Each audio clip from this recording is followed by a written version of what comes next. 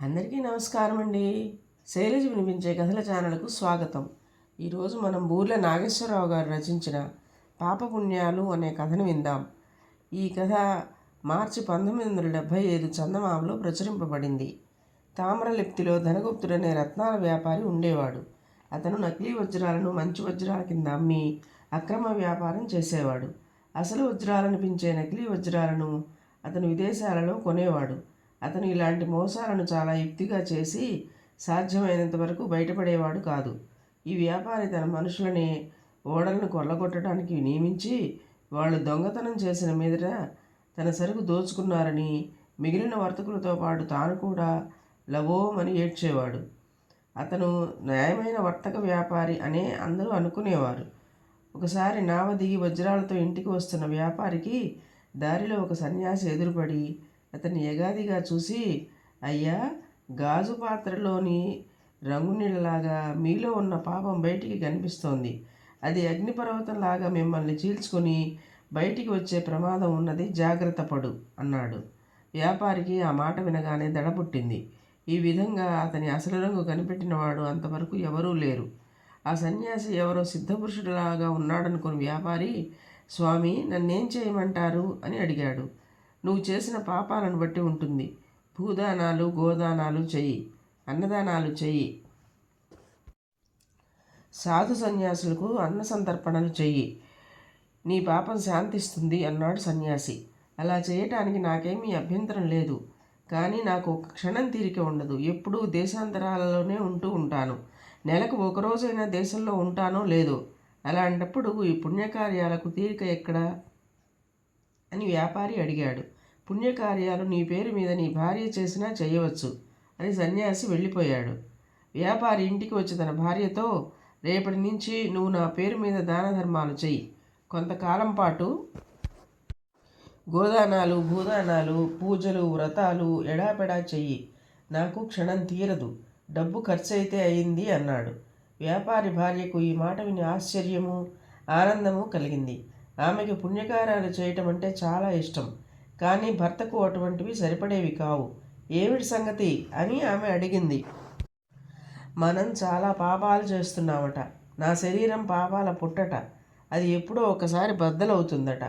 కానీ తెలియక చేసిన పాపాలు పాపాలే కదా. మనం తెలిసి ఏ పాపాలు చేయటం లేదు.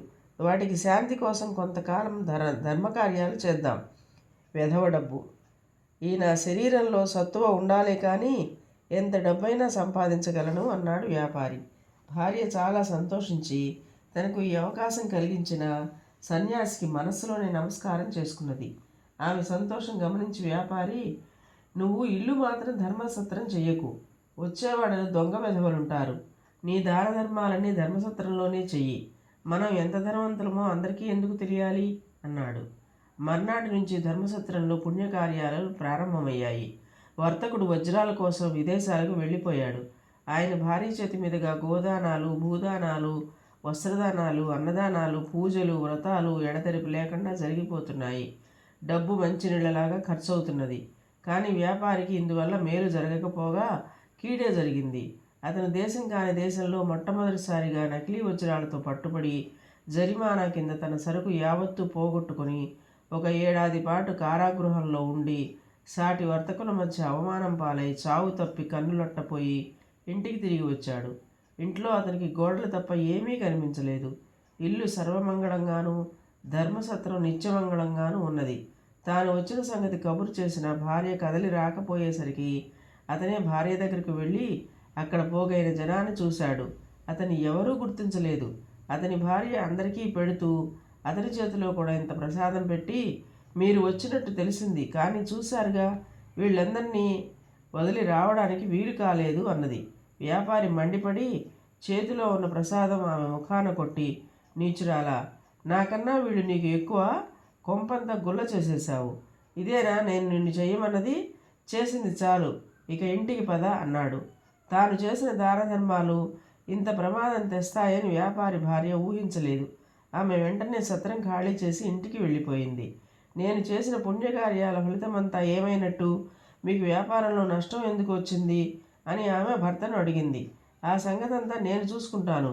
నువ్వు నీ కర్మకాండలు మానేసేయి అన్నాడు. అతనికి మళ్లీ వ్యాపారంలో అంతులేని లాభాలు రాసాగాయి. నకిలీ వజ్రాల వ్యాపారంతో అతను కొద్ది కాలంలోనే తిరిగి వెనకటి అంత ధనం కూడబెట్టాడు. ఇంతకాలము తాను దారిపోయే సన్యాసి మాట విని ఉన్నదంతా లోకుల పాలు చేసినందుకు అతను చాలా విచారించాడు. కొంతకాలం గడిచాక వ్యాపారి వజ్రాలతో తిరిగి వస్తుండగా అతనికి మళ్ళీ ఆ సన్యాసి ఎదురయ్యాడు. అతని వెంట ఇప్పుడు కొందరు శిష్యులు కూడా ఉన్నారు.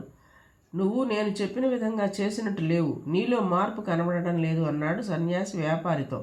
వ్యాపారి మండిపడుతూ, నువ్వు ఒక శనిగాడివి. నీ మాటలు నమ్మి కూడబెట్టినదంతా సన్యాసులకు సాధువులకు దాన ధర్మాలు చేశాను, దివాళా తీశాను. ఇక ఎన్నడూ నీలాంటి వాళ్ళ మాటలు వినదలుచుకోలేదు. వెళ్ళు వెళ్ళు అన్నాడు. చేసుకున్న పుణ్యం కూడా పాపంలాగే ఊరికే పోదు. అసలు ఏం జరిగింది అని సన్యాసి అడిగాడు. నా భార్య చెయ్యని వ్రతాలు లేవు, దానాలు లేవు. మరి నా పుణ్యమంతా ఏమైందో కానీ నేను చేసిన ప్రతి వ్యాపారంలోనూ నష్టం వచ్చింది. నకిలీ వజ్రాల వ్యాపారం చేస్తూ దేశాంతరంలో పట్టుబడి 1 సంవత్సరం కారాగృహంలో ఉండి ఇంటికి వస్తూనే నా భార్య చేసే దాన ధర్మాలన్నీ ఆపు చేయించాను. తిరిగి వ్యాపారం సాగించాను, కలిసి వచ్చింది. లక్షలు గడించాను. వజ్రాలు సులభంగా మారుతున్నాయి. కావాలంటే చూడు అన్నాడు వ్యాపారి. వ్యాపారి చూపిన నకిలీ వజ్రాలు చూసి సన్యాసి తల ఊపాడే కానీ ఏమీ మాట్లాడలేదు. ఇప్పుడు చెప్పు, నువ్వు చెప్పింది పుణ్యమా, నేను చేసింది పుణ్యమా? నీలాంటి దొంగ సన్యాసులను పొలిమేర లోపల తిరగనీయటం రాజుగారిది బుద్ధి తక్కువ అన్నాడు వ్యాపారి. బాగా చెప్పావు అంటూ రాజు తన గడ్డాలు మీసాలు తీసేసి అసలు రూపంతో బయటపడ్డాడు. వ్యాపారికి నోట మాట రాలేదు. రాజు వెంట ఉన్నవాళ్ళు కూడా తమ పెట్టుడుగడ్డాలు తీసివేసి వ్యాపారిని వజ్రాలతో సహా బంధించారు. తరువాత వ్యాపారి పైన విచారణ జరిగింది. రాజు అతనికి ఆజన్మ కారాగార శిక్ష విధించాడు. వ్యాపారి కారాగృహానికి పోబోతూ, మహారాజా, నాకు కొన్ని అనుమానాలున్నాయి, వాటికి సమాధానం చెప్తారా అని అడిగాడు. రాజు అడగమన్నాడు. నన్ను మొదటిసారి చూసినప్పుడే ఎందుకు బంధించలేదు? పైగా సాధువులకు సన్యాసులకు దాన ధర్మాలు చేయమన్నారు ఎందుచేత? నా భార్య సంపాదించిన పుణ్యం నాకు ఎందుకు పనికిరాలేదు అని వ్యాపారి రాజును అడిగాడు. రాజు ఇలా చెప్పాడు. పిచ్చివాడా, నిన్ను మొదటిసారి చూసినప్పుడే బంధించడానికి నువ్వు దొంగ వ్యాపారివని నాకేం తెలుసు? నీ ముఖం చూసి అనుకున్నాను, అంతే. అయితే నీలో పాపభీతి చూసి నువ్వు దాన ధర్మాలు చేయటానికి అంగీకరించిన మీదట ఆ సంగతి నాకు రూఢి అయింది. అయినా ఆధారం లేక నిన్ను ఎలా బంధించను? ఆనాటి నుంచి నా వేగులు నీ వెంట ఉంటున్నారు. నువ్వు ఏం చేస్తున్నది ఎప్పటికప్పుడు నాకు తెలుస్తూనే ఉన్నది. ఇకపోతే రెండో ప్రశ్నకు సమాధానం. నీలాంటి పాపులు పుణ్యం చేసుకుంటే ఆ పుణ్యం శత్రువు కూర్చుంటుంది. మీ చేత మంచి పనులు చేయించాలనుకుంటుంది. మీ మోసాలకు విఘ్నాలు కలిగిస్తుంది. మీ మంచి కోరే అది అలా చేస్తుంది. నీ భార్య ఇచ్చిన ప్రసాదాన్ని ఆమె ముఖాన కొట్టావు. అంతదాకా నీ వెంట ఉన్న పుణ్య ఫలితం నీకు దూరంగా పోయింది. నిన్ను పాపం చేసుకొని నీ ఆటలు సాగనిచ్చింది. ఆ విధంగా అది నీ పతనానికి తోడ్పడింది. రాజు ఇలా చెప్పిన మీదట వ్యాపారిని రాజభటులు కారాగృహానికి తీసుకుపోయారు. ఇదండి కథ.